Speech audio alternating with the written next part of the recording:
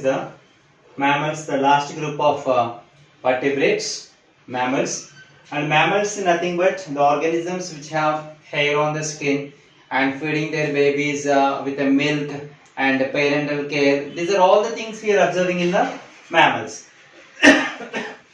So these mammals also not same. Their lifestyle and their living places also not same. So that they, according to their lifestyle, according to their places where they are living, the mammals also classified into few groups. One is the land mammals. Land mammal in the sense of mammals which can be live on the land itself. The land mammals also, the few types are there. One is marsupials, second primates, and third one rodents. The three types of land mammals we are observing here. Marsupials. Marsupials nothing but these are the care for feed their young ones in their sacks. When you observe the kangaroos in the Australia, inside the ventral side of these organisms we are observing a pouch like structure, a sac like structure. Usually these organisms are giving birth to the immature young ones, and those young ones are taken care by the mother by keeping inside the sac. Until they are getting the complete mature or complete development, the mother is taking care about the young ones by keeping inside the sacs itself. By having that the sac like structure, these organisms are called marsupials, right? And the second group of land mammals are primates. Primates in the sense of these are well developed hands, these organisms.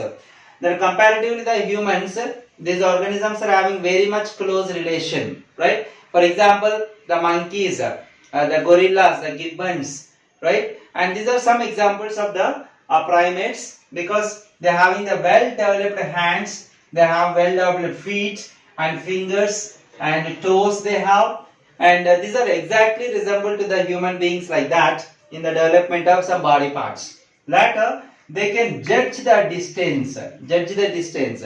So when the threat comes, when any other predator organisms are coming close to them, they can estimate the distance, and according to they can able to react. Later, it's an intelligent social animals.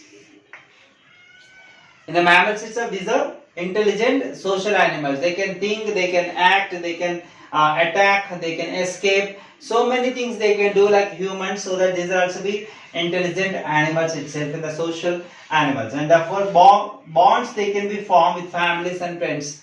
And these organisms also be like families, they can be forming in the bonds and relationships, and maintain the friendship also like social animals. These are also be, right? And example monkeys. And another group is rodents, which comes under the land mammals, the last group of land mammals. Rodents, these organisms are called gnawing animals. The gnawing animals in the sense of these organisms are having a large incisor teeth.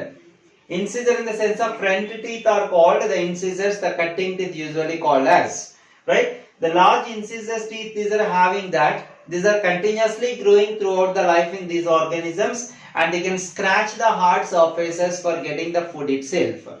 So that these are the last group of land mammals, the rodents, also called as the gnawing animals. And later the marine mammals. Marine mammals in the sense of these are mammals but in the water itself. Okay. And these are grow and live in water.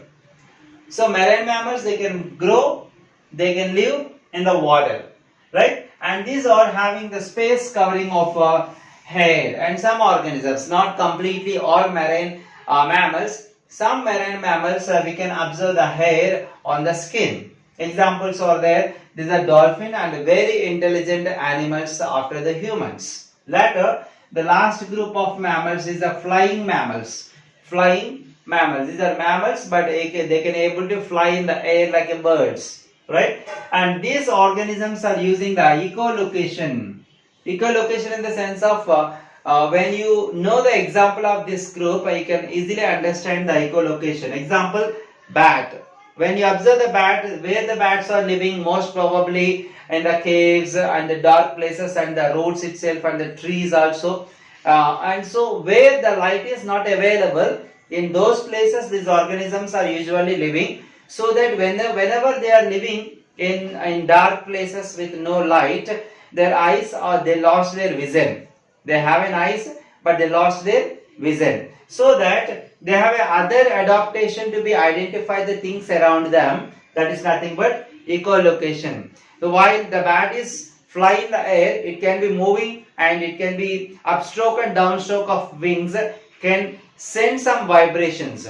So those vibrations can reach the objects and they can receive again the same objects. According to that, they can estimate the things around them. That's called echolocation, and most probably these are nocturnal in the sense of night time. During the night time only these organisms can able to move in search of food or going for somewhere. This is regarding the last group of vertebrates, nothing but the mammals. The three types are there: land mammals and marine mammals and flying mammals. This is regarding the classification of mammals.